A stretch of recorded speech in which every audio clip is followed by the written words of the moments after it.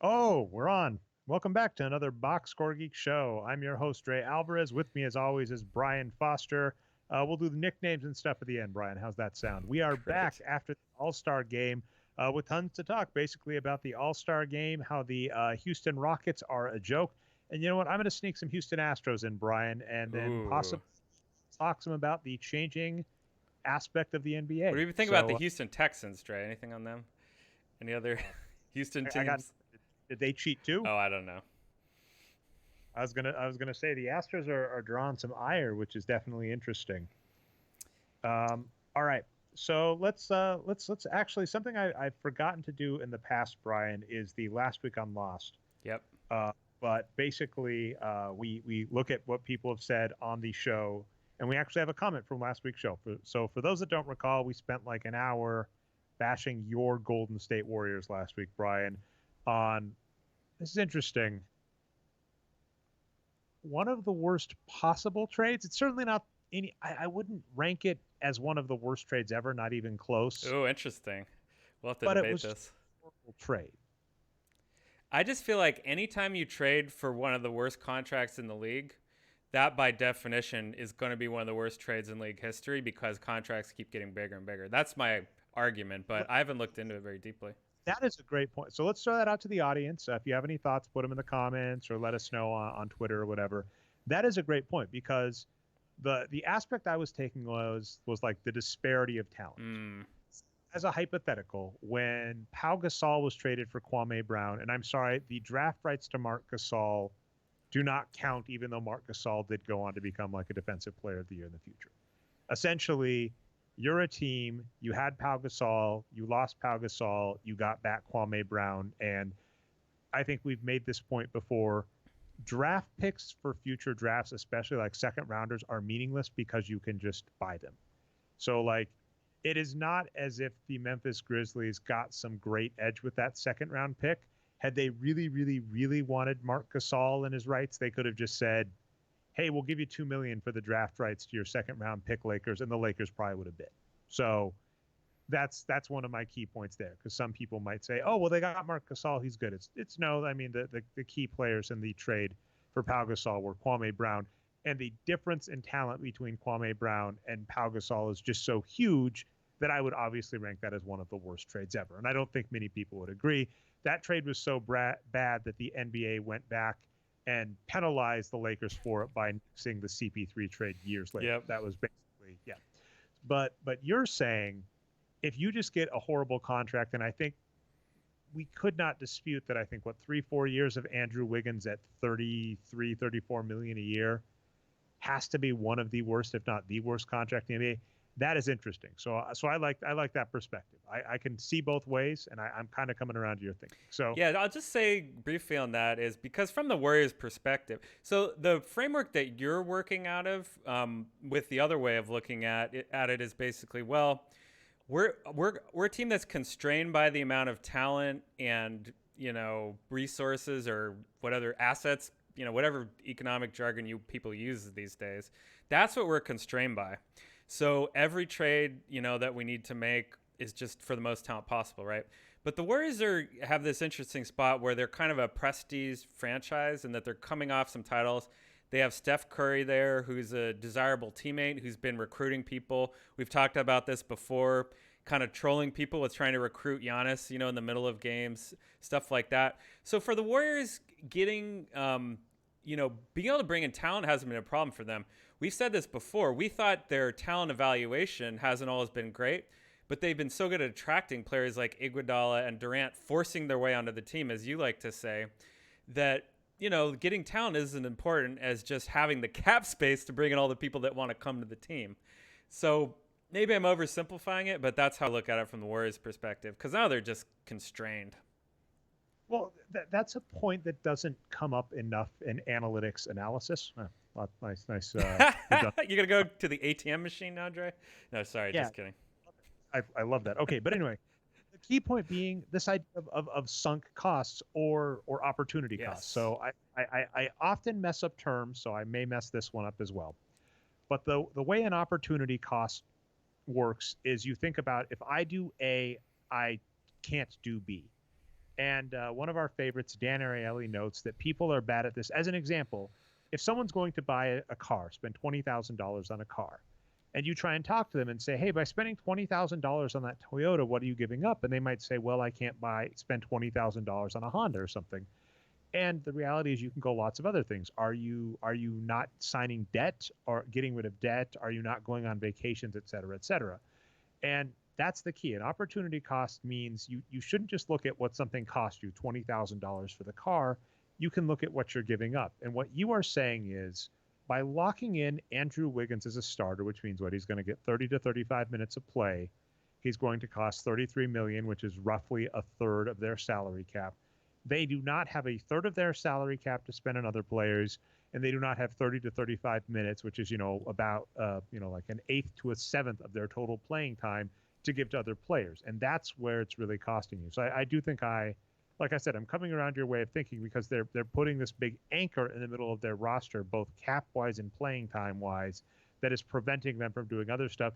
And that's one of the things we brought up about the NBA and team construction is you run out of minutes.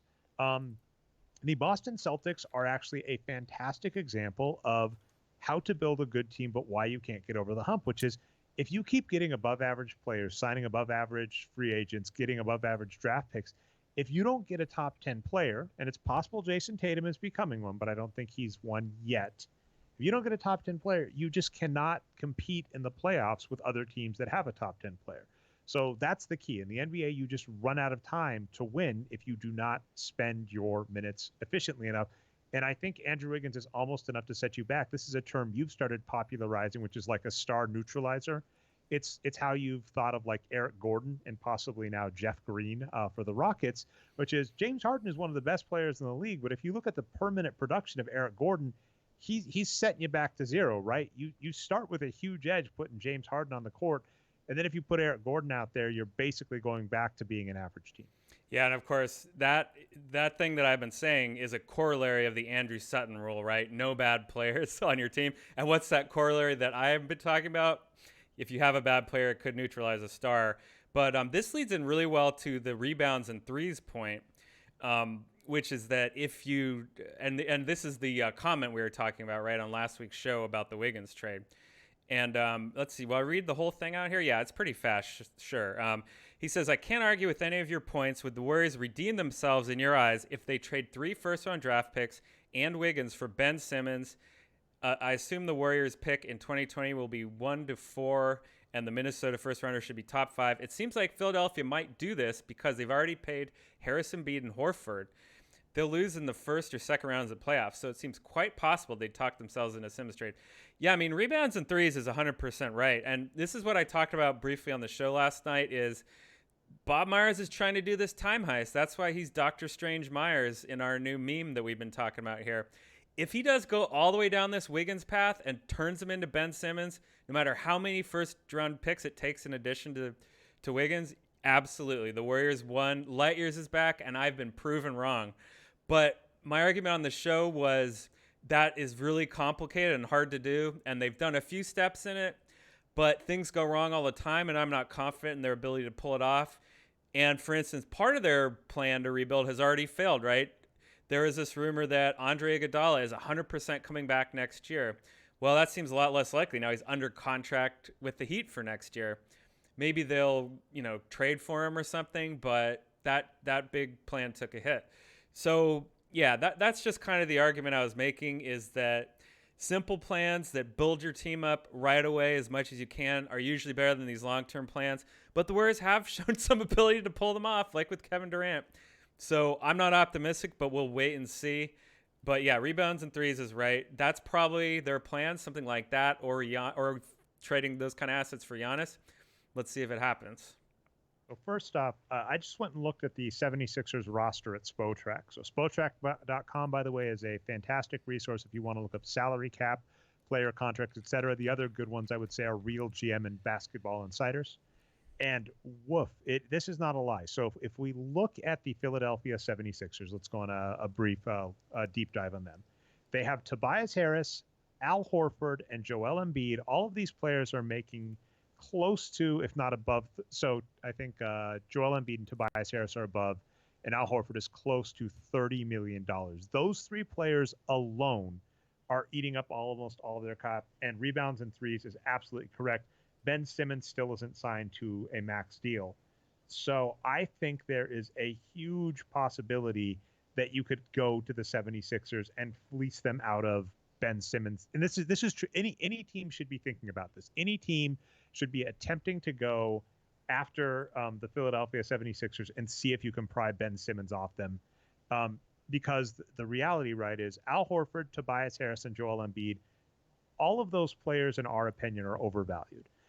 Tobias Harris is interesting. I think we really liked him when he was young and was a 3, and we were kind of hoping that playing at the 3, he would be a productive player, and he just kind of has not. And it's interesting that I think we were kind of talking pre-show about this concept of trying to get players to improve, and it gets really difficult to improve a player once they kind of have a mindset of what's getting them paid. So with Tobias Harris as an example, he's an okay player. He's close to average, but he's shooting like 55.8% true shooting. The thing could be he might have settled on a type of shot selection that he knows gets him paid and gets him nods, and he's not going to deviate from that. So if we look at the 76ers, Tobias Harris, close to average, Joel Embiid, close to average, and Morkey just is not healthy. This was, of the many things we get to pat ourselves on the back about, Brian, I do want to take this one, and like I said, take a somber tone as I normally do when it comes to injury. We don't like player injury, and we don't consider it proof of anything, right? So if we say a team is going to underperform and we don't explicitly tell you, we think it's because, for instance, Grant Hill's going to get injured, it doesn't mean anything.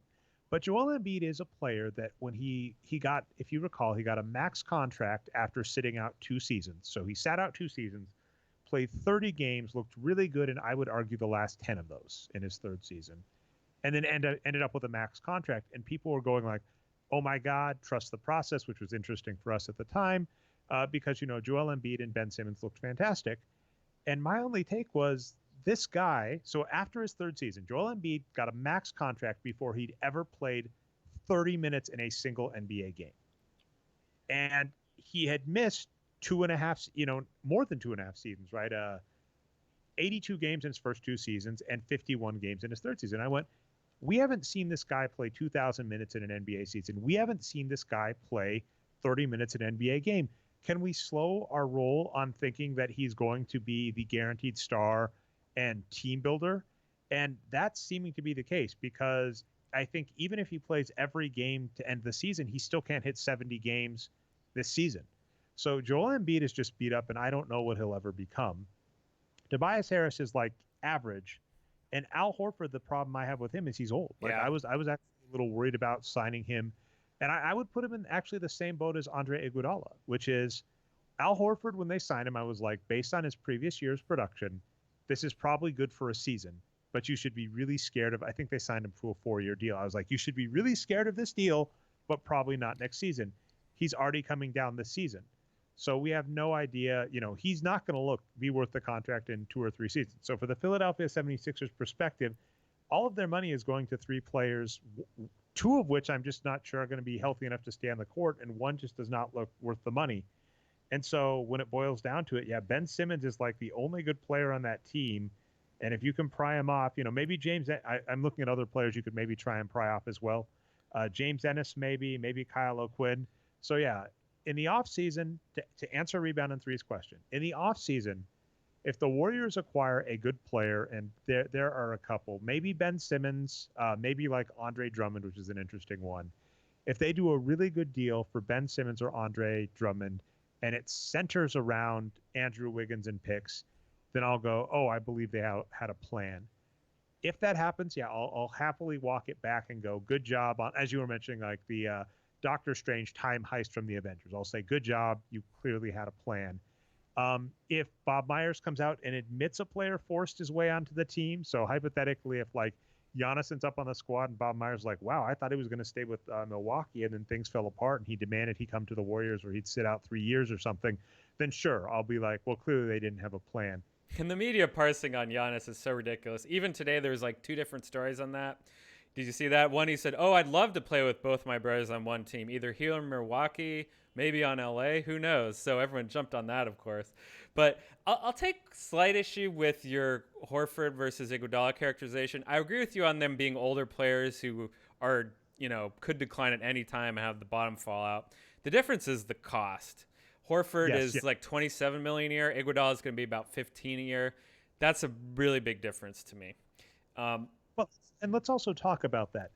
The Warriors could have done the following so freaking easily. And I think we talked about this last week's show. Sign and trade Klay Thompson. You say, look, Klay, we love you. We want the best for you. Give us a list of names. Give us a list of places you want to go, right? And we'll do our best to make it happen. And, Lakers, Clippers, same division. We don't care. We'll send you there. Yeah, wherever you want to go, tell us, and we'll find a way to make it work. And if you have a half-decent analytics squad, you can find a way. Because I think a key problem, this opportunity cost we just talked, right? At the beginning of the season, they still had Steph Curry. And if you have Steph Curry, you have a chance to win. And if you basically give $30 million to Klay Thompson this season, you are essentially admitting that you are not going to win a title this year. That is what's happening. And we do not agree with that premise. It's a rough comparison where the Brooklyn Nets with Kevin Durant is interesting because Kevin Durant is one of the top 5 players in the NBA when he's healthy. And that means he's worth like over $50 million a season. So you giving him a 3-4 year deal where he doesn't play a season, you are saying we're going to pay you what you're worth, and we're going to cheat by giving you a season you can't play to do it. And I think that's fair. And I think going, we can't wait a year to see what the situation with Kevin Durant will be, is the right move out of the Brooklyn Nets. But Klay Thompson is no Kevin Durant. That's the problem. Klay Thompson, if you recall, we gave him the most favorable conditions. So we went to our friend Greg Steele over at Greek God of Stats. Greg Steele has his own defensive rating. And this we brought this up before. Greg Steele has a recipe method that we like. So many advanced analytics, I roll my eye at that expression. So many analytics out there, we go, this does not pass muster in any sense of the word. This would get you failed in an introduction to statistics course. That would get you failed in an introduction to econometrics course. You do not know what the hell you are doing. And until you do it right, we can't even start discussing the merits of your model. Greg Steele does what we like, which is he goes out to stats.nba.com where they have matchup data, the new sports view tracking data. This can be matched to an individual player. He goes, he tracks that. He connects the tracking data to the point margin, how much a team outscores. He maps it to an individual player, and he compares the player to a league average. Now, the difference Greg does, which is interesting, so if you haven't checked out Greek God of Stats, this is a fascinating method that, from a positional standpoint, we kind of like. I don't know if I agree with it, but I'm at least intrigued by it, which is Greg looks at offensive and defensive load, meaning how much responsibility a player gets on offense or defense. Usage is kind of the term used, but I think he actually does like possession, which is more accurate. So basically, which players contest the most shots, which players take the most shots, make the most assists, and then based on your offensive or defensive load, he compares your efficiency in that bin against league average, and that's how he grades you.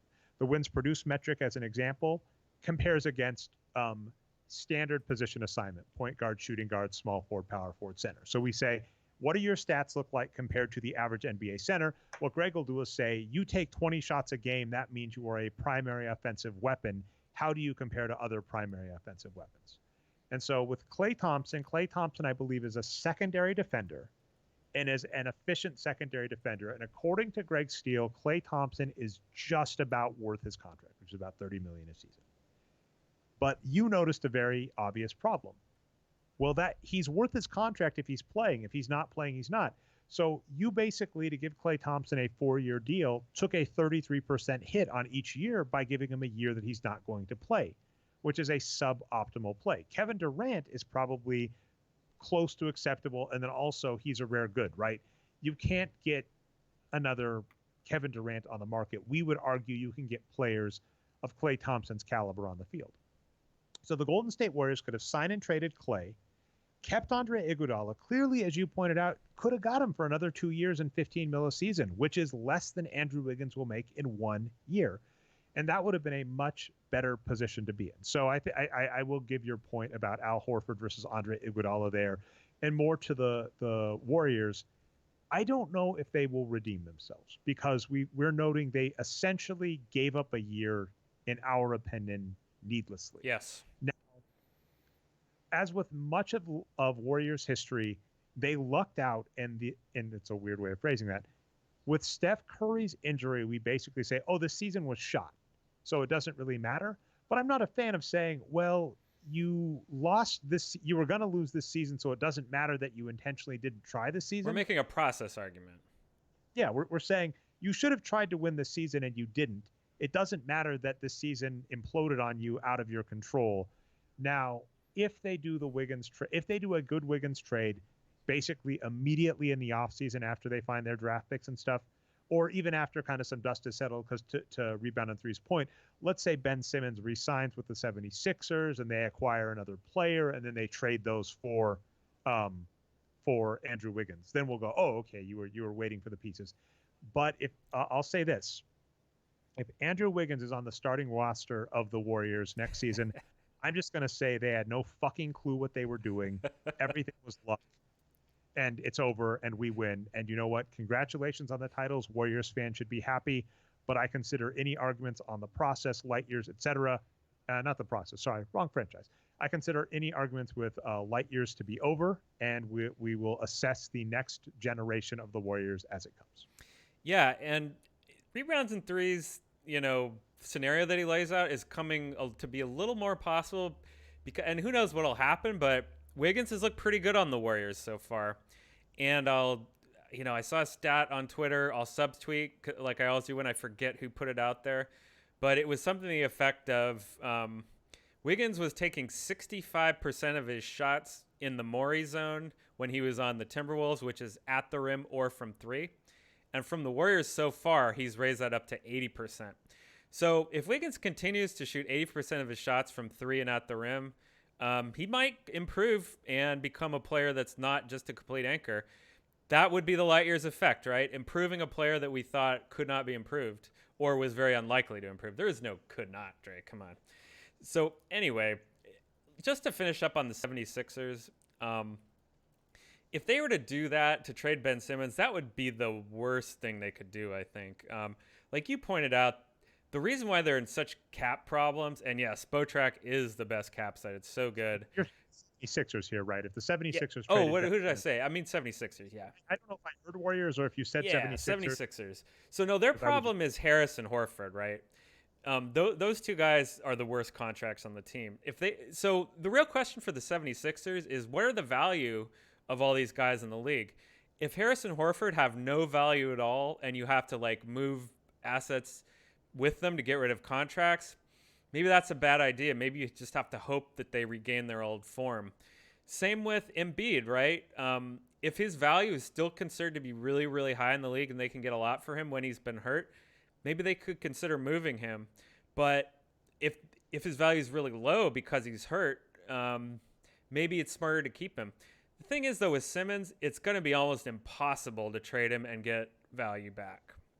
And I know this goes against my theory of, the Warriors care more about bad contracts than, talent, but it's a little tougher for the 76ers. They're a good franchise, but probably not, quite as many people wanting to play with Embiid than with Curry.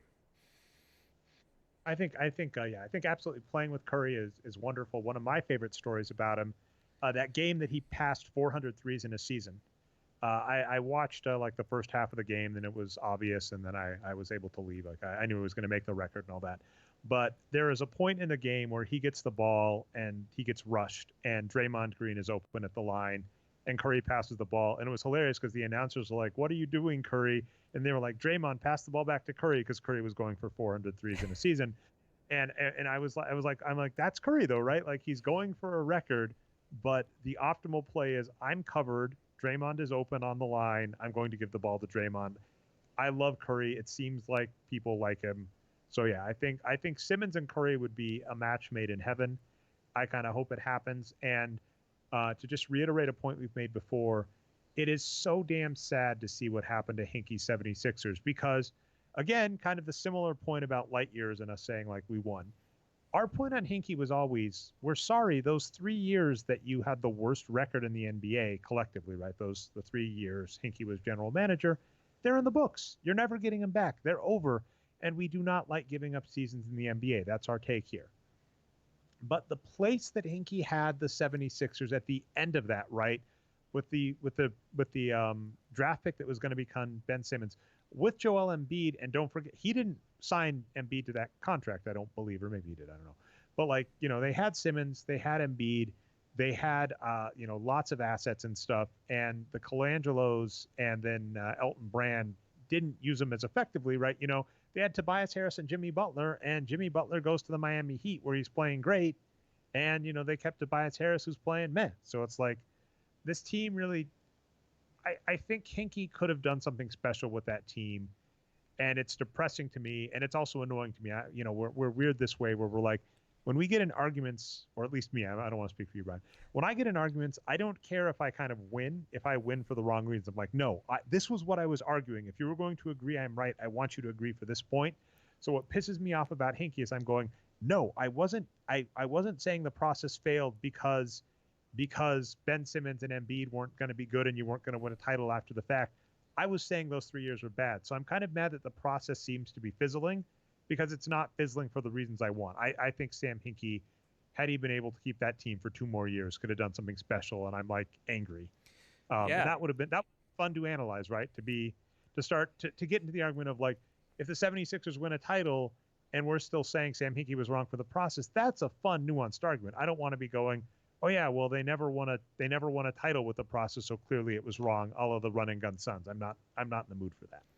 Oh yeah, that's always dumb. Regular season matters more, right? We always think, and yeah, it's tough to say. Okay, so let's talk some All-Star Weekend, Brian. I did not watch most, if any, of it. I don't even think I saw the dunks or whatever. I know that Aaron Gordon is complaining that he's never going to do a slam dunk again. I think he dunked over Taco Falls. And we're hearing some like Iowa caucus conspiracy stuff, which is, I think the judges thought they were going to rig it to be, I'm just hearing from Twitter. So this is like, founded stupid stuff. But one of the conspiracy theories is the judges thought they were going to give a tie score to Aaron Gordon. And who ended up winning? It was Derek Jones Jr. Derek Jones Jr. They thought they were going to give a tie to do another dunk, but then they miscounted. And as a result, Aaron Gordon lost. But, people are, I think he's got the most 50s in the dunk contest ever, and he hasn't won one. So all that happened. And if you talk about like the top 5 best dunks ever in the dunk contest, he's got at least like 2 or 3 of those, I'd say. They're pretty cool. Although I think as a wider point, I took this video down. I think I meant to repost it, but I did a video like 5 or 6 years ago on why the dunk contest is obsolete. And for what it's worth, the dunk contest came about in the ABA, the American Basketball Association, which was a rival league in the 70s to the NBA. And part of the reason the dunk contest came about was as a method for the ABA to showcase their talent. They had Dr. J, one of the greatest star players in basketball history, but the ABA was small and fledgling and struggling. And they didn't have YouTube or ESPN or SportsCenter. So, you basically have an exhibition to say, look, this is a guy look what he can do. And that made sense then. Although now we have ESPN and we have SportsCenter and we have YouTube and we have the ability to embed amazing looking dunks. And the interesting thing to me is, as an example, this is a weird one. I think, have you seen, there's like this Zion dunk this year. There's got to be a couple. Ooh, I've seen a lot of those that are really good. And Zion dunk in game is amazing. And with apologies to the dunk contest, in-game is always more impressive to me because it is this thing of like, you're playing a 5-on-5 game. You are being guarded. There are other players to consider. There's all this stuff going on. And out of nowhere, this guy does this amazing posterizing thing. And you're like, what did I just see? Whereas, in the dunk contest, we wait, it seems like hours while they set up. One of the best dunks in NBA dunk history was Chris Birdman. I think he tried like 50 times to do an alley-oop dunk that kept failing, which is amazing. So it's like the dunk contest is all of this setup, all of this stuff. We get to watch it happen, and then it's like we get a cool looking dunk. And I could be wrong here, but I'm just like, that does not compare to in-game dunks that are impressive. One of my favorite all-time dunks, by the way, is like Ty Lawson. I forget. I think one was Andrew Bynum, I believe, and there was, I think, another 7-footer on the Lakers. Like he dunked over 2 7-footers in a game, and I was like, holy cow. And I kind of go, you can't compete with that in the dunk contest. And the thing is, we now have the ability to instantly save that moment and share it quickly. So the dunk contest is kind of obsolete.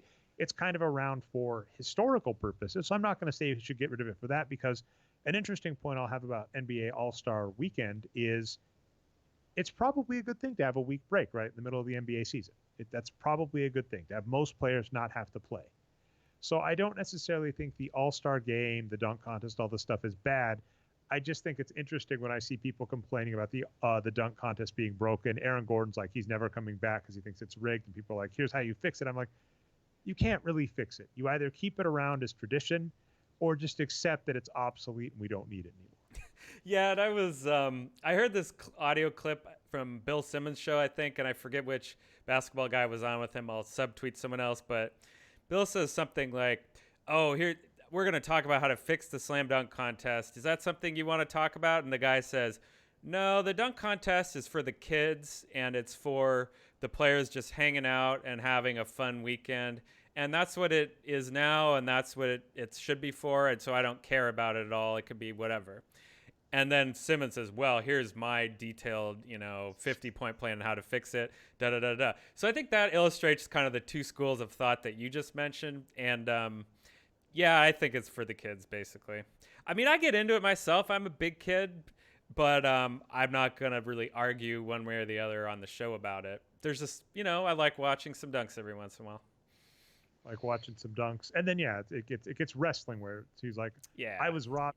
One that you're like, that's not really what this contest is, but fair enough. Yep. The actual NBA All-Star Game. So funny note, Brian, those that don't know, last week you and I I guess gentlemen's bet or whatever, made our picks. I picked Team LeBron. You picked Team Giannis. Then we both also picked an MVP. I picked Jokic. You picked Damian Lillard. Unfortunately, you were immediately disqualified because on the last game before the All-Star break, Damian Lillard suffered a groin injury and is going to be out for the All-Star game. You didn't pull Tanya Harding on that, did you, at all, Dre? You were not involved at all? So that is a joke. Arturo Galletti's got a joke about Portland, in fact, about how there's like a knee fairy there because a bunch of good players just end up getting injured. Let's hope that Damian Lillard is not long-term. So neither of us won the MVP. The first Kobe Bryant MVP went to Kawhi Leonard. And by the way, there's some fun notes about this. I looked this up. So there are 3 players in NBA history to have an All-Star MVP, a Finals MVP, and a Defensive Player of the Year. By the way, did you see the tweet, or do you want to guess? No. What are the criteria again? Okay, Defensive Player of the Year, All-Star MVP, Finals MVP. Oh, I did see the tweet, but I forgot. So tell me.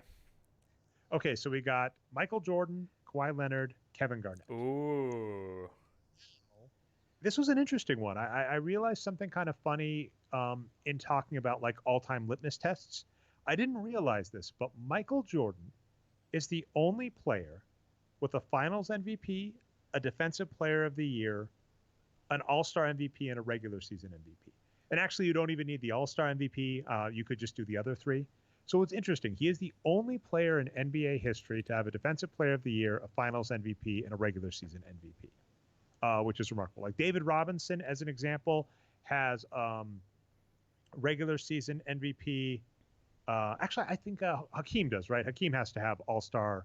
Hakeem has to have MVP, Defensive Player of the Year, and Finals MVP. So sorry about that. So actually, I think it's Hakeem Olajuwon. Did he ever win regular season MVP? Hakeem had to have won regular season. I would be surprised if he didn't. I recall that was back-to-back seasons where I think they made the finals twice in a row, yeah. The narrative street I recall was David Robinson won the regular season MVP, and they awarded it to him in the series against Hakeem, and then Hakeem just destroyed him. The narrative street. And then I think the next season, the award went to Hakeem. So let me just verify that really quick so I'm not speaking out of turn. So but those two, they're both so good that, we're really splitting hairs, I think. Yeah, so 1990. Okay, so yeah, he had, actually, and he did it impressive work.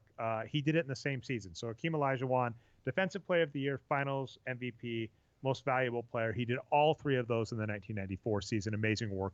He did not get an All-Star MVP. So Michael Jordan, though, is the only player to do all four of those, which is just amazing. I don't think it'll be matched because, for instance, some of the players that could match him, I don't think Kawhi is ever going to win a regular season MVP with his load management and the fact in his age now. So I think that award is safe for some time. LeBron James came second one year for Defensive Player of the Year, but I don't think he's ever going to sniff it again. We'll have to see if Luka Doncic can get his play style up to be Defensive Player of the Year. So interesting stuff there, just to realize that Michael Jordan was the first. And then the other interesting part about the Finals MVP is they renamed it in honor of Kobe Bryant, which is a pretty – anybody has a problem with it, I'm like pretty tepid on it because some stats I was feeding you pre-show, Kobe Bryant has the second most All-Star game appearances behind Kareem Abdul-Jabbar. Interestingly enough, Kareem Abdul-Jabbar, 19 All-Star games, 0 All-Star MVPs. Interesting. LeBron James and Kobe, I believe, are tied for consecutive All-Star game starts, I think at 15. Kobe Bryant has the most All-Star MVPs, I believe, at 4. So, like, naming that award after him makes complete sense. Some other fun awards that still aren't named, I realize, are the Defensive Player of the Year and the Sixth Man. And I've argued before, the Sixth Man should be renamed the Manu Ginobili Award. Yeah. I think that's a lukewarm take. Defensive Player of the Year, I got 2 on that, Brian. I could go Ben Wallace or Dikembe Mutombo. Ooh, I was going to say Ben Wallace, but yeah, I like Mutombo as well. My Ben Wallace point is he's still not in the Hall of Fame, and we did finalists this year, and I don't believe he's going in. And it's just ridiculous. Ben Wallace not being in the Hall of Fame is such a travesty. I keep bringing this. The Hall of Fame, the Naismith Hall of Fame, is an invalid institution until Chris Webber and Ben Wallace are in the Hall of Fame. And even after then, they might be on like probation until a amount of time has passed equal to the delay in getting those two players in without another stupid mistake. And another one they're already making is like Chris Bosh. Should Chris Bosh have gone first ballot?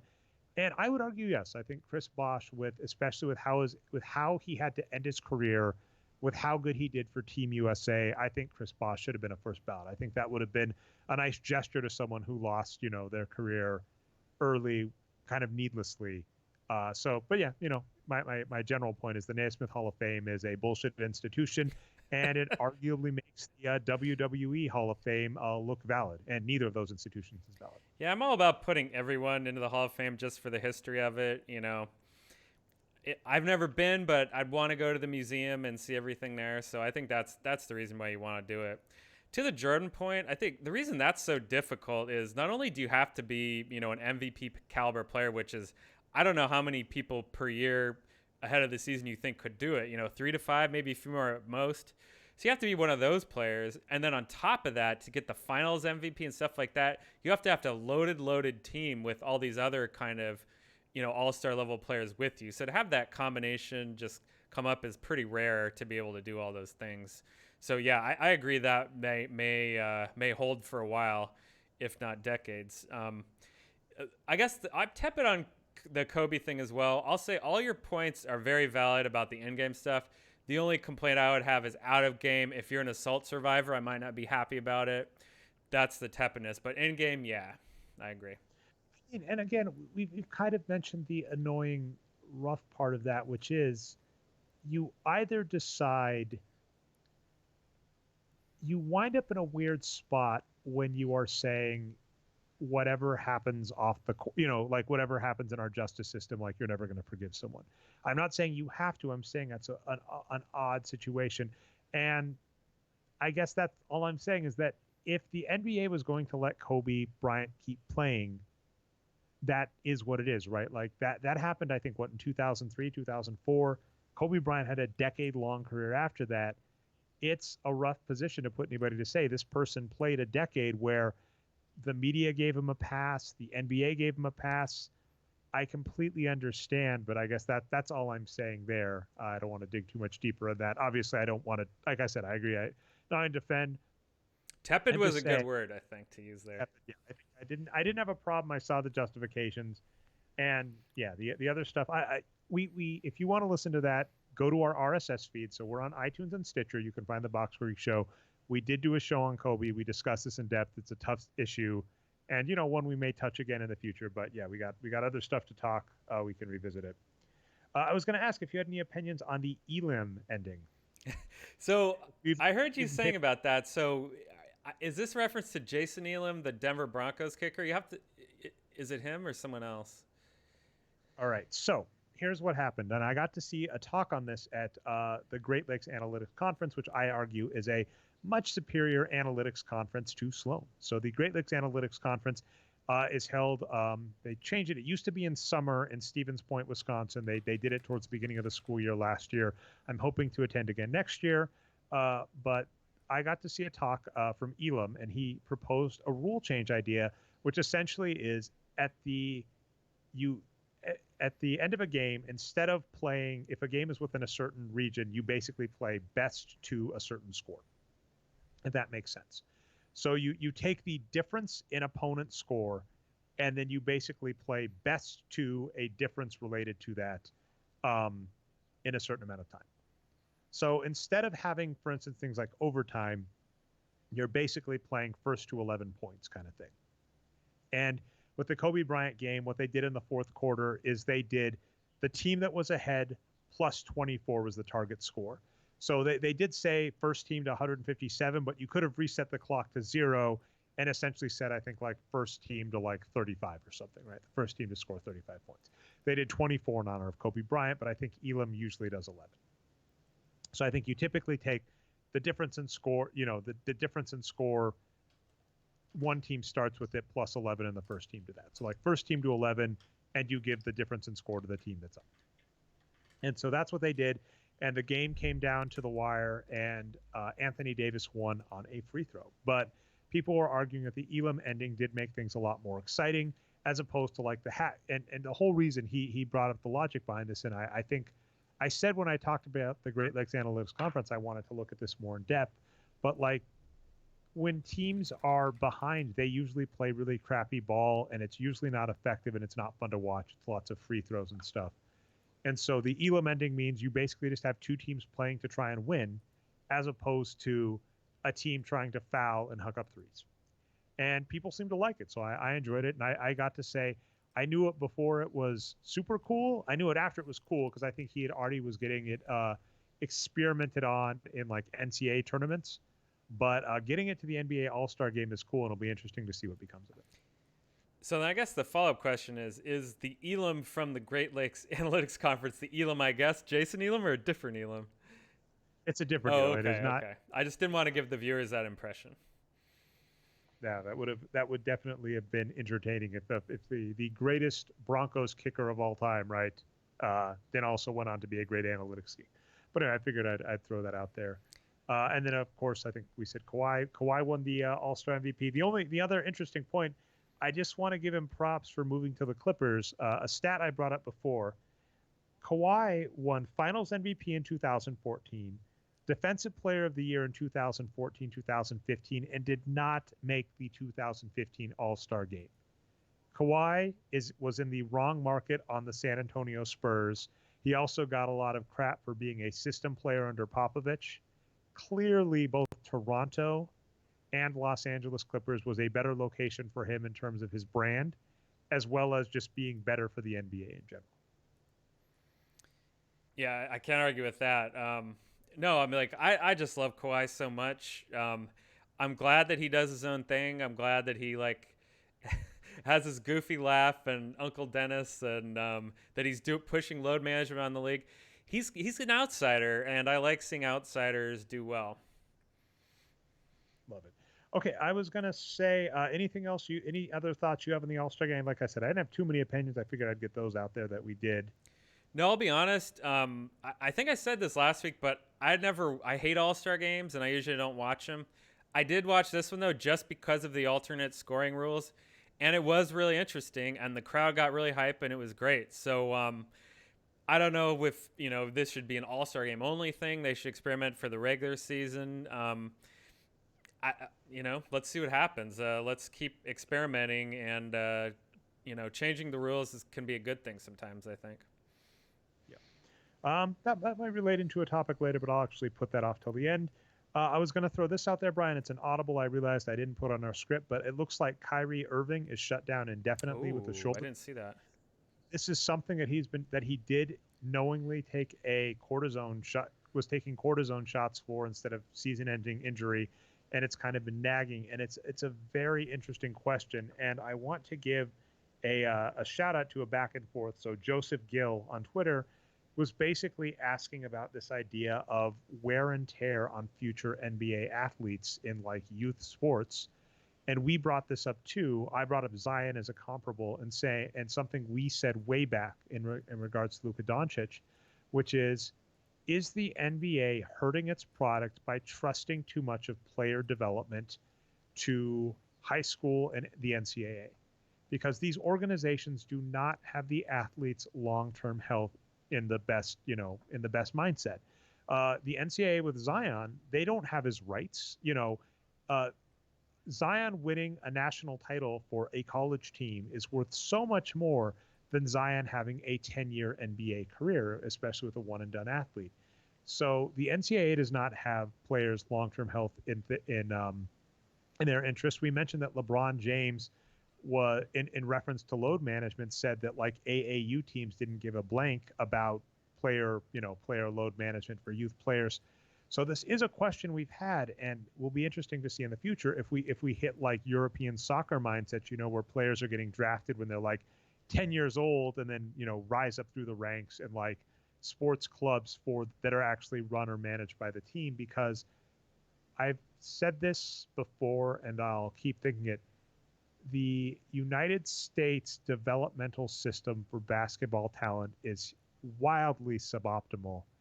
And is that going to remain acceptable, especially as the NBA keeps growing in value? Every NBA team is worth over $1 billion now. Can you really justify a future $30 million asset? And rest assured, they're all on the radar, right? Like, if you go to Basketball Reference, every single player in the NBA, I believe now has their high school recruiting rank, right? These players are being watched from a young age. And can the NBA really say, okay, we're going to trust you to a random high school coach or to a random NCAA coach and trust that they're not going to overplay you and trust that they're going to give you the best medical care? Or will the NBA start investing more in the future? And it doesn't seem like it's a stupid idea to think they might invest more in the future. At least that's my optimistic take.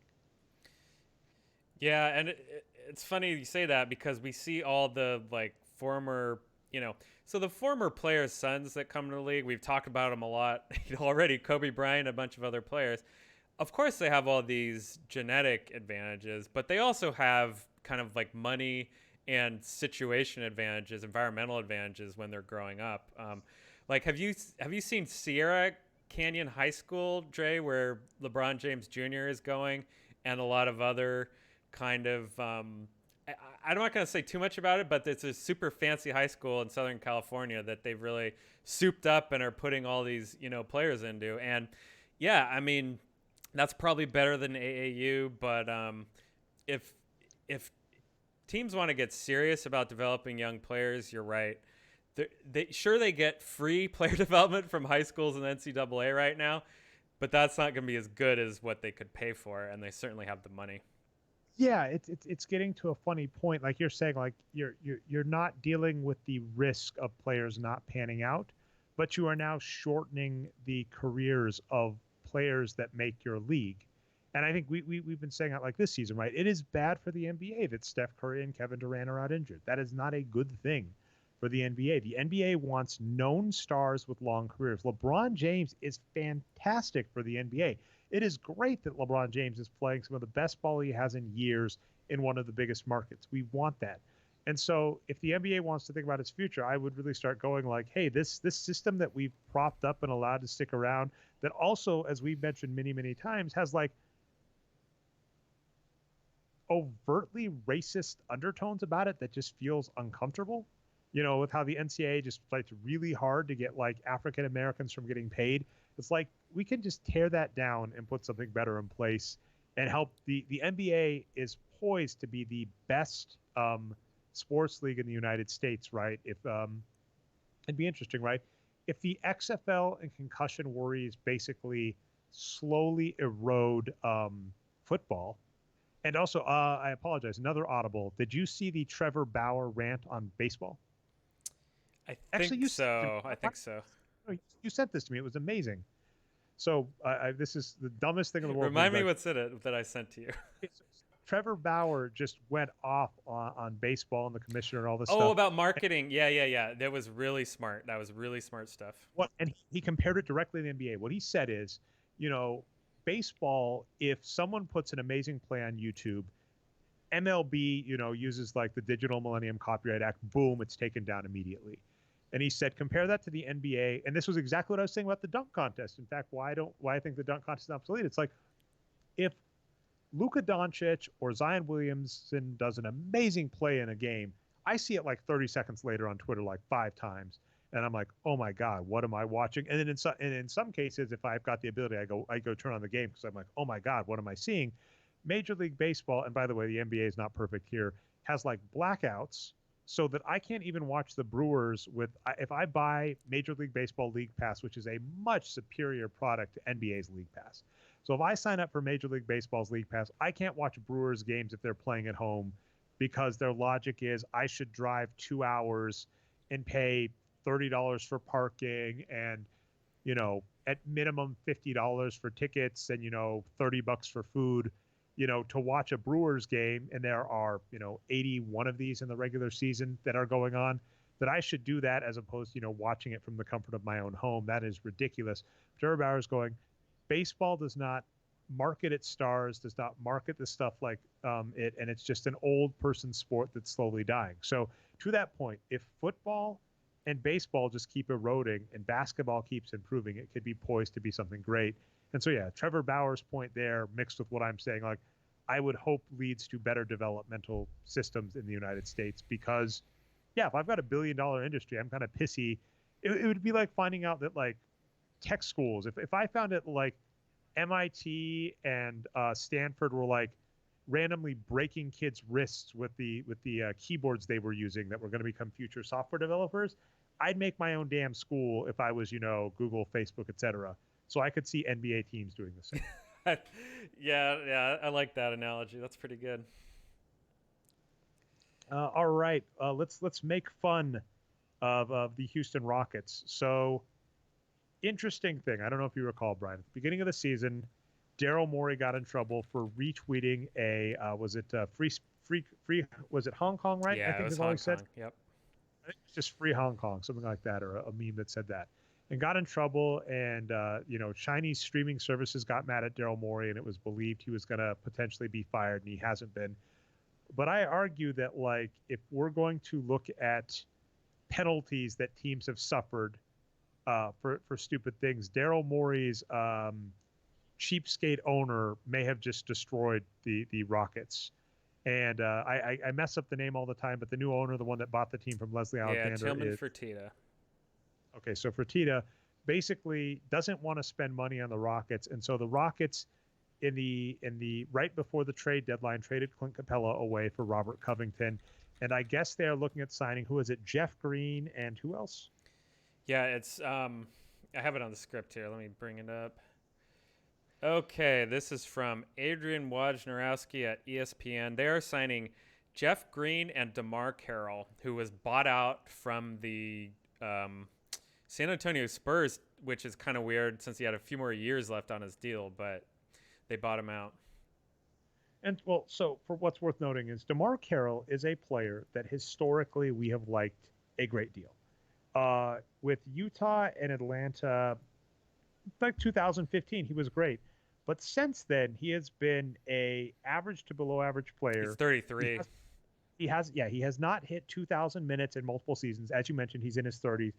And at least recently has been playing terribly, even if we're not adjusting for position. So he was playing power forward for the Spurs and playing horrendously. But even if we were going to look at him as a small forward, his numbers are the worst they've been. So not a fan of him. Jeff Green is a player. I don't know if you heard me a little earlier. I started snorting. I Google searched Jeff Green just because I was going to try and look up the terms of his contract. In 2016, SB Nation had a post titled, "Why do so many teams keep thinking Jeff Green is going to be the missing piece?" because Jeff Green is this player that has never been good. I think he had one average season in his like 30-year NBA career at this point. He has been a below average player. And he too, right? Isn't he in his 30s at this point? Well, let me put it to you this way.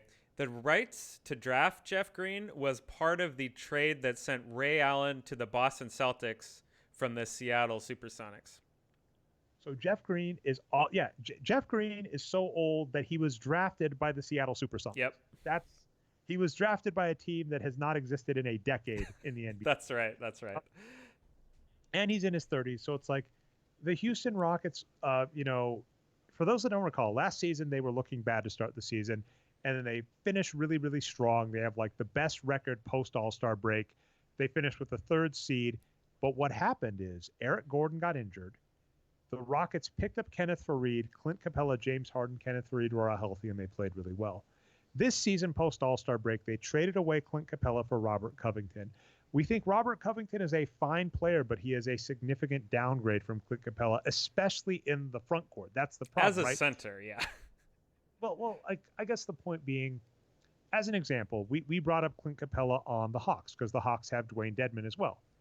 And two seasons ago, right, or one season ago, when the Mavericks got rid of DeAndre Jordan, I actually made the argument that wasn't as big of a ding as we would have liked, even though we love DeAndre Jordan.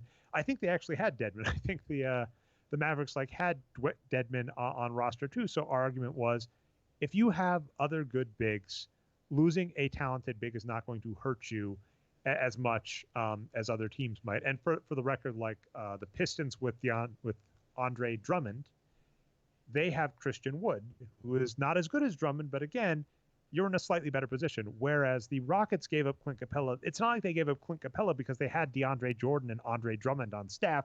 They gave up Clint Capella, and Clint Capella was their front court.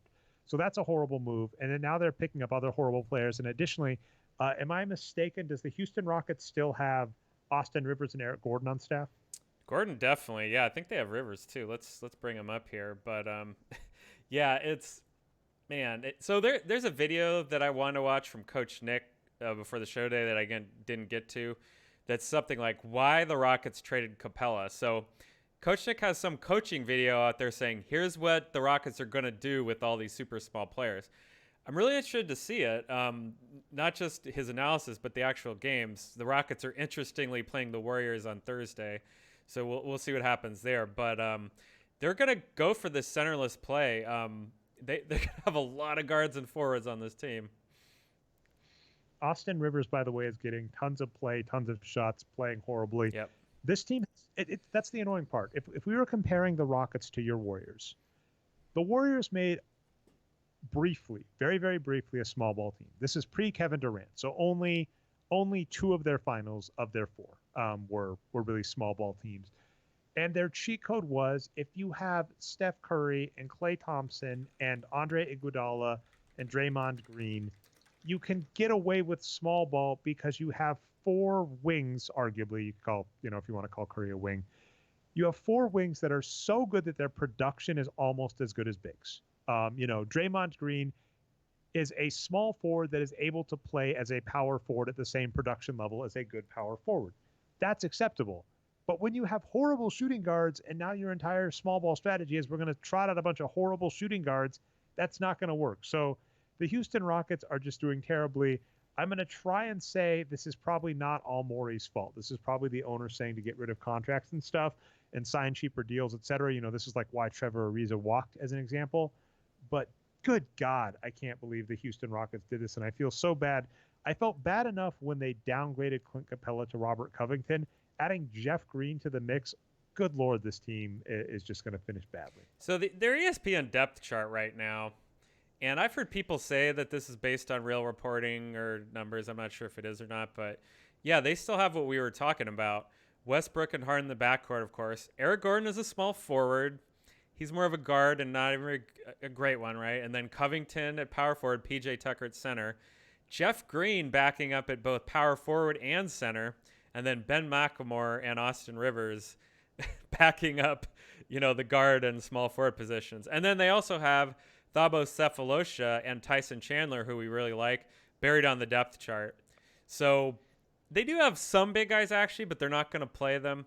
And yeah, I mean, we'll see what the reporting is like on this in the end. I do take your point on Fertitta causing a lot of these moves to happen and hurting the team. We'll probably see that to be true when the future is revealed. But cheapening the team on its own, isn't enough to give Morey an out here. He could bring in really cheap, bigger players if he wants and have a balanced roster. So I don't know if this is D'Antoni or Morey or who. Someone is really, really trying to do this small style. And I'm interested to see what happens. It's an experiment. I had a funny comparable, and hopefully it's not too much of a spoiler. This is from season 2 of The Good Place, which is now over. And season 2, of course, was like 3 years ago now. So catch up if you haven't. And I'm going to try not to spoil too much of anything, but I'll say some stuff about it, which is in season 2 of The Good Place, the first episode, Eleanor meets Jean-Yu. His real name's actually Jason.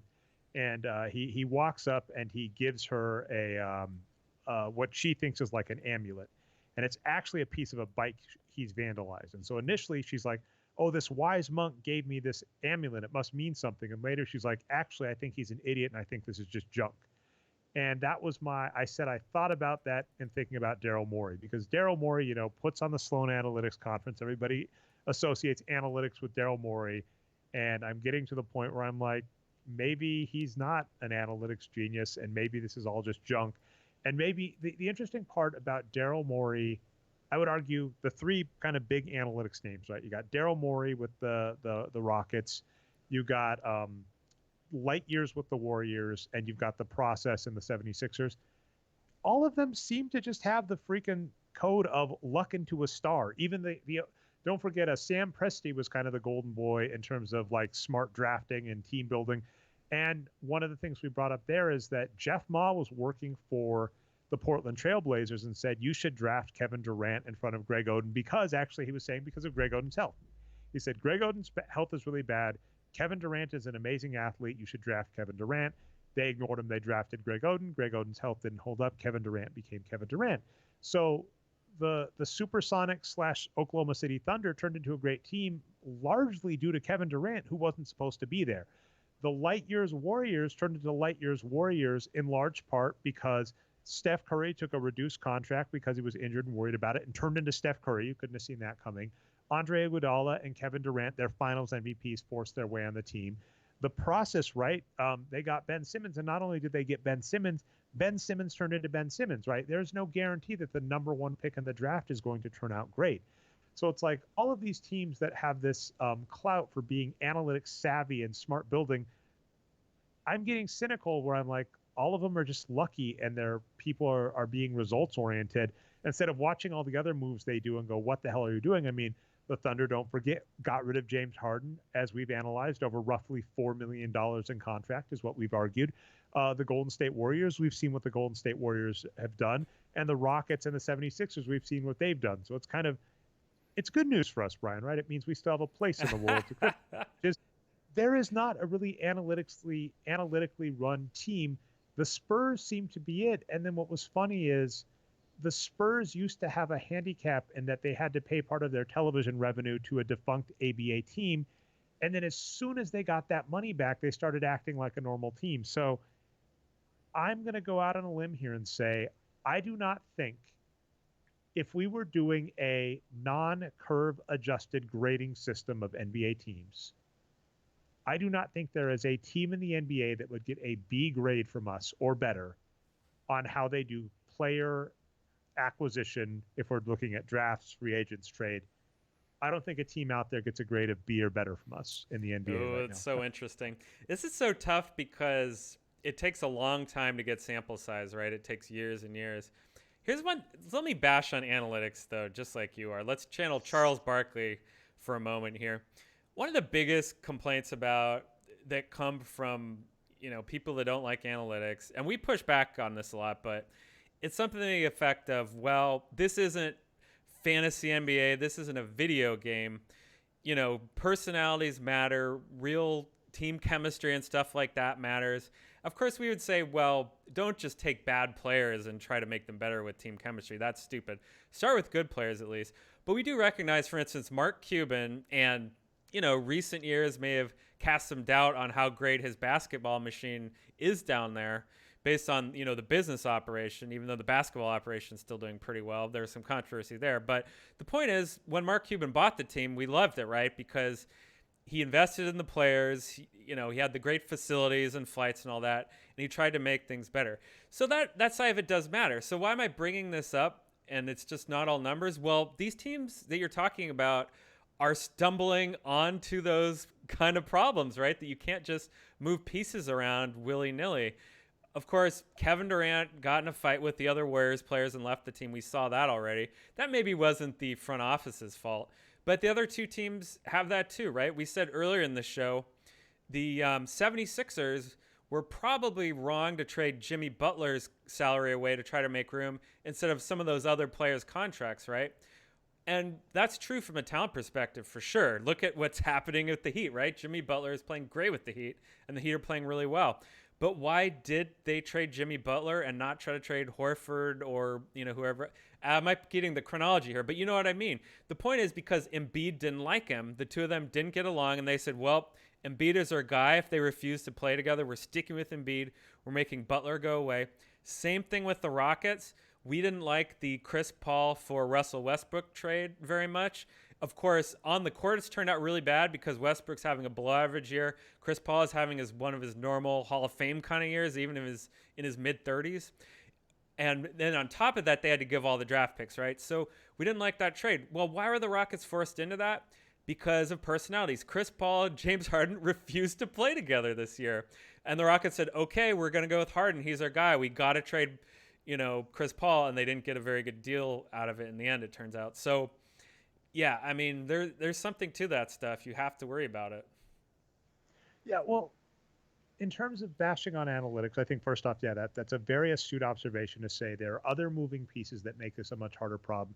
One of the most fun ones we bring up that we're not privy to is like agent negotiations. Yes. There are agents that have stables, that have clout, that go, that this was something we were hearing about Hinkie towards the end, that like agents were saying, I don't care that you have the number 3 draft pick. I'm not gonna let Kristaps Porzingis work out for you, right? We heard stuff like that. So would you, if you were an agent? I wouldn't. I'd be like, hell no, I don't want my player to go there. Absolutely. I mean, we saw that, right? Between Jahlil Okafor, Nerlens Noel, and Joel Embiid, only one of them got the normal storybook ending for a top 3 draft pick. Normally, if you're drafted top 3 in the NBA and you play well, you're guaranteed like a $50 million contract at least, right? So an agent going, I don't want anybody to go to Sam Hinkie because he's going to play them on the bench behind the next best thing that he gets in the next year's draft. And Nerlens Noel might bounce around the NBA and never get a major may never get a major pay deal if he doesn't stay healthy, which is what's happened. So absolutely, I agree with that point. So, but yeah, when you're saying anti-analytics, there's other things going on that we don't know. And then the second problem I want to give you is that a lot of the analytics that front offices deal with is just bad stuff. We've seen a lot of the work people out there do, including mainstream sites. And so that's what's funny when you talk like Charles Barkley. On the one hand, when he starts bashing analytics, it's fun to go, you don't know what you're talking about. On the other hand, I go, as an example, a subtweet of someone, you could probably figure out who pretty easily, came out last couple of days and was like, I went and took players like BPM, RPM, RAPM per win shares 48, whatever, and averaged them, and here are the top 15. I'm like, that is nonsense. Like, what are you? And this person does shit like that all the time. And so, like, Charles Barkley going, analytics is nonsense. A lot of the mainstream writers that write analytics, a lot of the people that wind up on teams, based on the analytical work we've seen them do before they wind up on a team, we go, this is nonsense. So when we see athletes get upset with it, it's not wrong to go, oh, what you have been fed as analytics, the people at ESPN working next to Charles Barkley feeding him stats, or the people we've seen in front office were like, oh, if you think that's analytics, we don't disagree that stuff is crap. So that's hard. Yeah, and this is, I guess, the simplest way to say this, and we, say different versions of this all the time, is that analytics and ESPN and kind of the affiliate mainstream networks, it's presented as a product, and to us, it's more like, we're trying to find some kind of truth somewhere, and we don't care what the product is, really. Yeah, absolutely. I mean, there is a vested interest in a lot of mainstream analytics and going, We want something that verifies what we want to say, but we want it to look good, right? We want a number that validates us saying Kobe Bryant's the greatest, so we will look wherever we need to for that. And we don't agree with that. And that can also be a lot more boring because a lot of our analytical takes can just be like, who knows? Well, and I Like, also feel like media outlets, and then I don't know if teams are like this as well. I don't know if you've talked to anyone that have worked inside of, analytics groups at teams, but I just feel like if you're in, some media business unit or on a team, you're going to be sitting there in your meeting in the morning, and they're going to be like, okay, boys, and of course, there's probably not any women, right? There's not great hiring practices there. So, okay, boys, we're going to turn out, 10, analytics widgets per day, and you make 2 of them, and you make 2 of them, and you make 2 of them. And of course, from someone in the academic world, of course, like that's not how you want to do science at all, right? That's just we just need. You have always been very astute about that point of media outlets where it's like we just have to get something out tomorrow, and honest. And with us, right, like we've said, like sometimes the answer is like I don't know, like if they're like we need a 500-word piece on what happened in the game last night, I'm like, 2 good teams played and within the standard deviation of the expected outcome, what was supposed to happen happened. And they're like, what? No, go away. So we definitely hear that. Narrative sell. That's the thing. Narrative sell is a very good point. I was going to say I hit all the major points. There's a bigger topic, but actually it's a fun enough one and an evergreen enough topic, Brian, that I may actually want to bang on a little more to work on for a future show. So I actually just have a couple shout outs. So I figure if you've got anything to cap the show off, shout out, we can do that, and that can be the show. Yeah, just real quick, we've got the buyout market going on right now, and we talked about briefly with DeMar Carroll and Jeff Green going to the Rockets. There's a general feeling among fans and media, I feel like, that they don't like the buyout market. Like it's a way for good teams to cheat and get players they're not supposed to get. I hate this mindset so much. Don't want to use the word hate. Sorry. I don't hate Dre. Give in to hate. No. There's no hate here. I'm annoyed by this mindset because I like players being able to play where they want. So if players want to get bought out and go to another team and play in the city they want to play in, they should be able to do that. That being said, here's another buyout that was being reported today. Reggie Jackson was bought out by the Pistons, is going to the Clippers. This is an anti-Andrew Sutton move. He is a bad player and is subtraction by addition. I would be surprised if the Clippers got anything good out of him. So not a big fan of this move. Real fast on the ratings of the NBA All-Star Game, we're up this year. It was 7.3 million, up 8% versus last year. So the rules tinkering may have paid off in terms of viewers.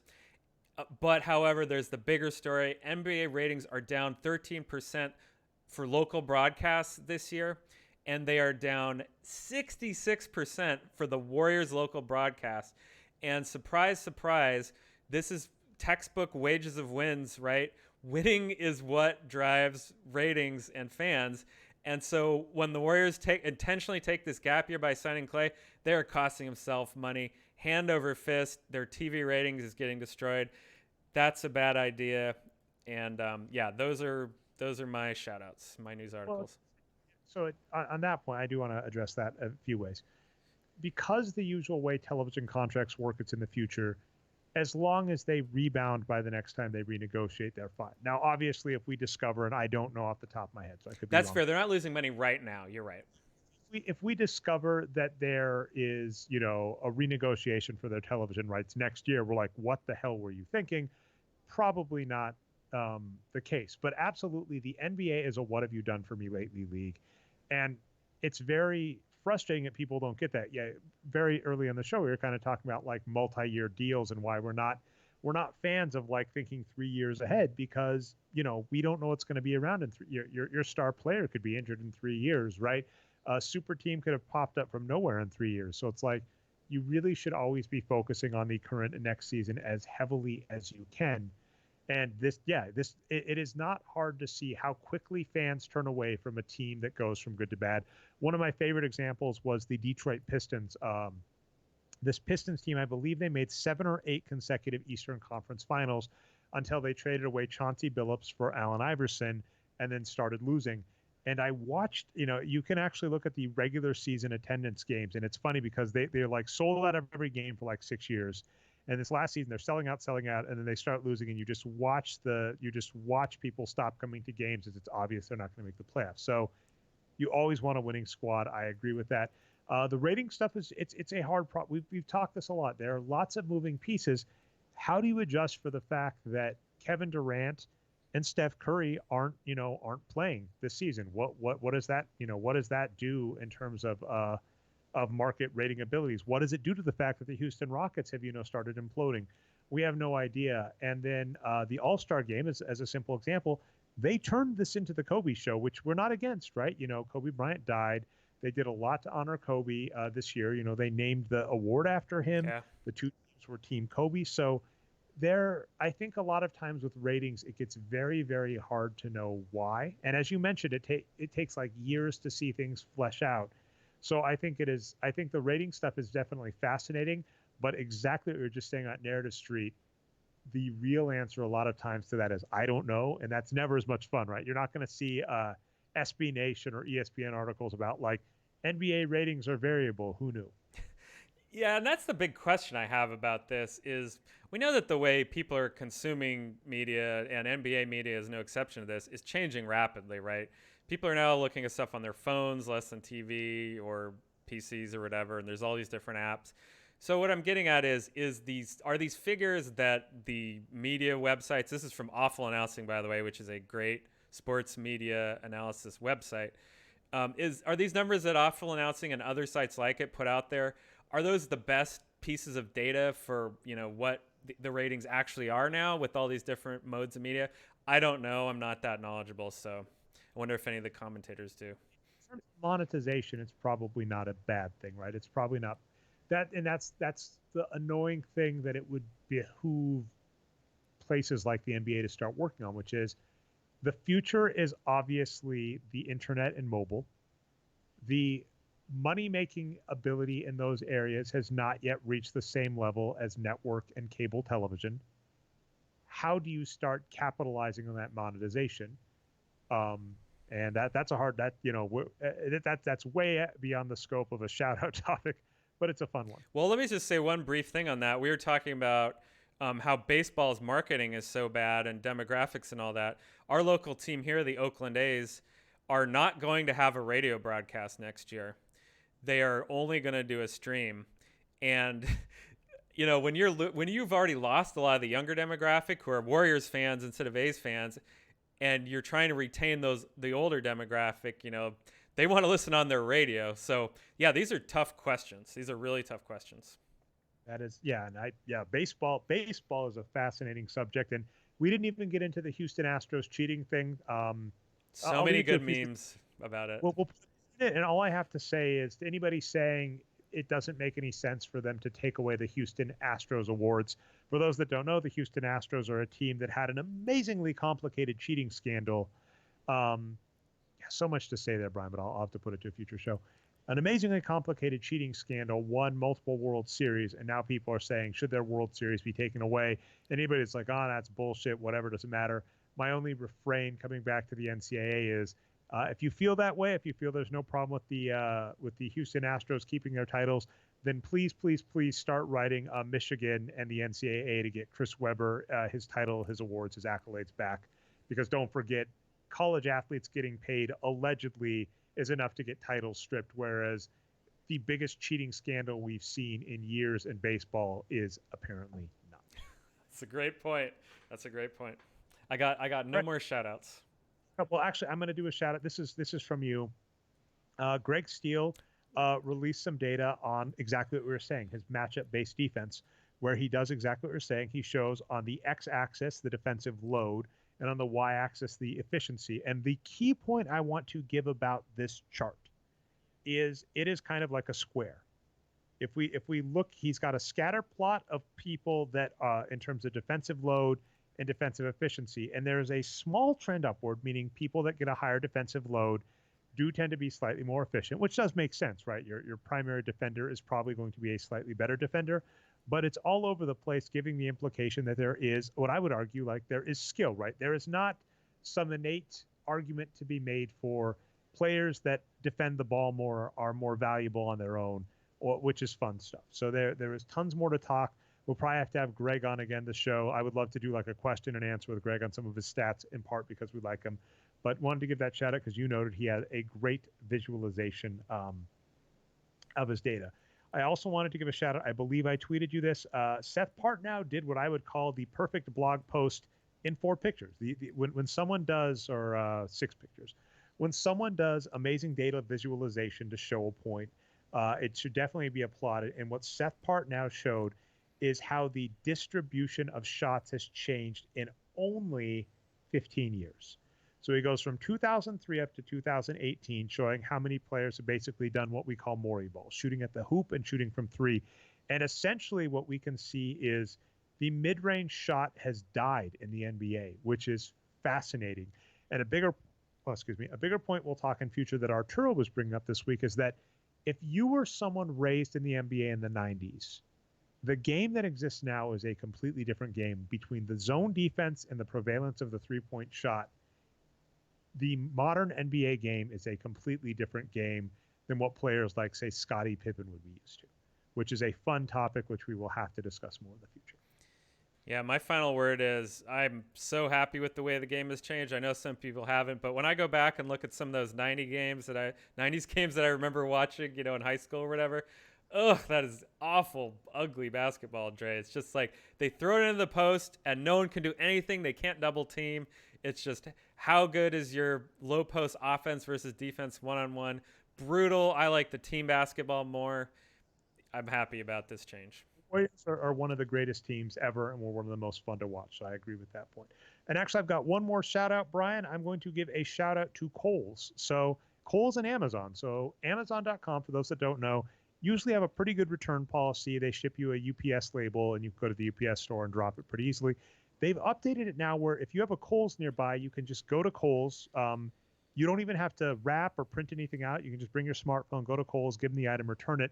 The funny thing is my microphone stand broke. A few weeks ago, we had some technical difficulties. I'm using like a hardwired one. I want to fix it. I've tried to buy a replacement. I bought one that was too small, and I had to send it back. I went to return on Amazon. They said, hey, if there's a Kohl's nearby, just take it there. I didn't have to wrap anything up, didn't have to print anything out, just brought my phone. And here is the sneaky thing they did, Brian. When I returned my Amazon microphone stand to Kohl's, they printed out a $10 gift card. This is something Kohl's does all the time, and my wife loves it. They printed out a $10 Kohl's gift card for us to use, and so my wife got a new pair of pants on clearance with that $10 gift card. So amazing work by Amazon and Kohl's. Great synergy there. Instead of me going to UPS and spending a lot of stuff there, I go to Kohl's that already has the infrastructure, and they sucker us into shopping at Kohl's. So good work, and it was enjoyable. So I got to give props to that. Yeah, that's smart, good corporate synergy. That's how they get us, Dre. They also, UPS, yeah, they have great synergy as well. But no, hey, look, I'll just say I still buy stuff from Amazon. I will wear that mantle for now, but let's regulate the fuck out of them. Yeah, world's a weird place. I think let's end on our briefly political tangent before we go into, just the show teasers and stuff. But, you have to exist in the world you exist in. And so you can recognize the problematic aspects of the world or system you are in, but that does not mean that you just get to go, oh, okay, this is crap, I'm going to quit. And in fact, for many of us, if we did that, like you wouldn't exist in the United States. The United States is an inherently broken system for a lot of people. And you can just say, I'm going to still exist in it. I'm going to still fight for change, but that doesn't mean I just get to sit out. That is what it is. Please go and vote. Interesting point, Brian.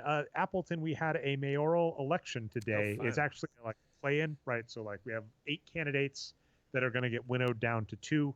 And one of the candidates, I'm hoping the one who gets it, the front runner, looks like Thanos from the Avengers. So I hope he gets elected. I think it's inevitable that he'll be elected. I hope so.